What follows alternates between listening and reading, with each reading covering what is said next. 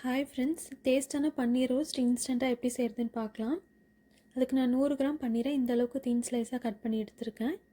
இப்போ இது கூட 1/2 ஸ்பூன் மிளகாய்த்தூள், 1/2 ஸ்பூன் மல்லித்தூள், 1/4 ஸ்பூன் மிளகுத்தூள், 2 பிஞ்ச் அளவுக்கு மஞ்சள் தூள், 1/4 ஸ்பூன் சீரகத்தூள், கூடவே தேவையான அளவு உப்பு சேர்த்துக்கலாம்.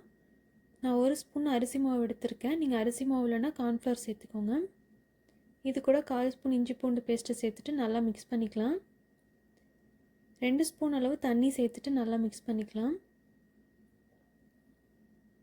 இப்போ இது இந்த அளவுக்கு மிக்ஸ் பண்ணது ஒரு 5 to 10 மினிட்ஸ் அப்படியே விட்டுடலாம். இப்போ பேன் ஹீட் பண்ணிவிட்டு கொஞ்சமாக ஆயில் சேர்த்துக்கலாம்.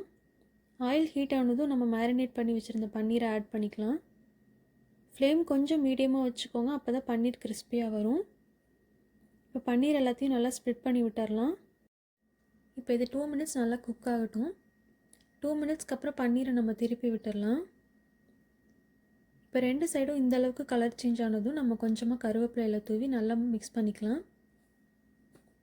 டேஸ்டான பன்னீர் ரோஸ்ட் ரெடி ஆயிடுச்சு. நீங்களும் கண்டிப்பாக ட்ரை